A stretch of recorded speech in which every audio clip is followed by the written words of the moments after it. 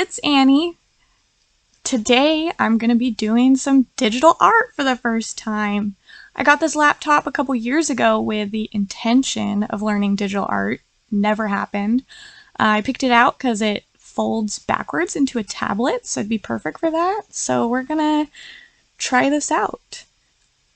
I have this little stylus that came with the laptop, and I cut a mitten in half because I rest my palm on the laptop when I'm drawing, so that kind of prevents it from, dragging the screen or drawing a random line or whatever. It works really well. And I'm using a program called Krita, which is free to use. So I'm starting out with designing a logo for my YouTube channel, and the idea I had was a pink bee with heart-shaped wings holding a paintbrush. And I wanted it to be really cartoony and cutesy and round, rotund. I think it came through like that, and I'm pretty happy with it for, my skill level, I think. And I'm sure in the future I'll go through some redesigns, but for now, it's pretty cute. I'm working on the line art here. I just wanted to go with a solid black, something simple, for the lines, since I'm sure it'll be showing up in different sizes on different platforms like YouTube versus Instagram, right? And I also struggled filling in my little rotund friend. I'm not too familiar with Krita at all yet, so there's probably some kind of paint bucket tool that I'm unaware of. Maybe I'll learn that for next time. But for now, I'm just using the brush tool to fill everything in and shade it. And here's the result. I think it turned out pretty cute. What do you think? Moving on to my header for my YouTube channel.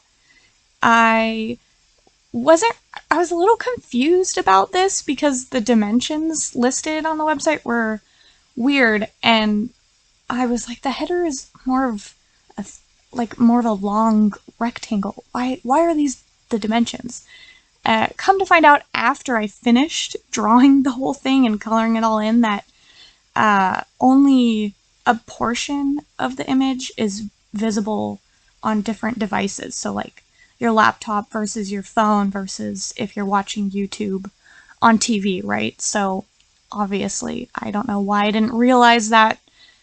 But here I am, struggling, figuring out how to draw a bee in cursive. Oh man, I almost edited this part out, but I thought it was so funny because I cannot get to a bee that I like. And the irony is that I end up hating my my cursive so much that I just use the text tool. So kind of pointless, but here we are. So the idea for the header, I wanted the bee to be flying over like a small field of flowers and sort of painting them as she flies by, right? I thought that would be really cute, and I really want to redo this because viewing the header on desktop and on mobile, it just doesn't look right because of the dimensions and whatnot. But it's okay. It's okay for now. It's okay. And then I struggled a lot with the outline on this one too, especially on the bee here, because I was unsure exactly if I wanted to add more color or if I wanted to keep it black outlines like the logo. But I ended up deciding that I do want more color, and I hate how the what are they called?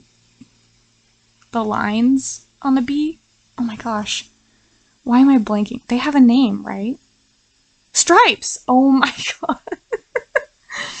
Okay. I hate how the stripes turned out. I don't know if it's the tone of the yellow that I chose or the shape of the stripes, but it just looks weird. Maybe it's because yellow and pink are kind of just off the color wheel of complementary colors, right? Because is green is the complementary color to pink, right? So yellow is right next to green. So I'm feeling like it's like a color theory thing where these two colors just don't look good together in this tone. I'm not sure. Ugh, I hate it. But it's okay. Should I maybe do like a lighter pink stripe instead of the classic bee yellow? I mean, that's more gold than a bee yellow, right? I don't know. I'm going through it right now. Oh, and I was going through it trying to draw those gosh dang heart-shaped wings. Oh, the struggle is real.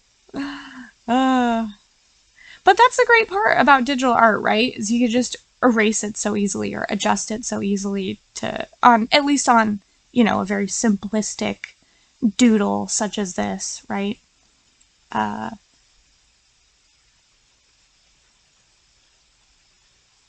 yeah, I mean, oh no, this part. Okay, so this is where I'm starting to realize that something's gone awry with my brush tool.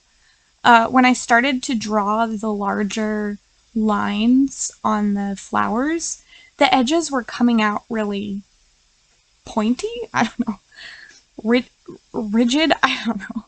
They weren't coming out smoothly as I was drawing with the stylus, and you can tell right here I'm kind of starting to get pissed off about it. Uh, I eventually fix it. You'll see. Um, so this is the last straw here. You can see I'm like, what the heck is going on? Trying to draw these lines straight. And so I end up adjusting the settings. I do cut, there's like kind of an abrupt cut coming up because I just got so infuriated with this. And I had to spend like 20 minutes adjusting the settings on the brush tool so that my strokes would be a lot softer. So, oh, there was a cut. Did you see it? I did. Anyway, I fixed it. I ended up figuring it out. You could really tell with these petals how much smoother the line is. So yeah, I just edited the brush settings to what is it called? I don't know, the distance between the pixels, I guess, right? When you're drawing, when the stylus is drawing. But yeah, so it ended up looking much better, and I started with purple, and then I decided I want to do a couple of different colors of flowers. These droopy, I guess they're like droopy daisies. I wanted them to be droopy because the way that the bee is painting, I just did air quotes. I don't know why. You can't see me, but the way the bee is painting on them is kind of more just like dribbling the paint. So I liked the idea of these droopy flowers kind of being weighted down by this little mischievous bee's paint.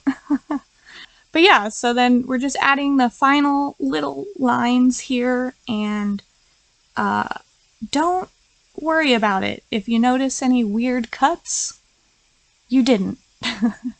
When I was doing the screen recording, I kept getting distracted, and even though it's sped up at 10 times speed, I still had spots like 2 minutes long after being sped up that were just nothing happening on the screen recording because I got distracted with something, probably my dog.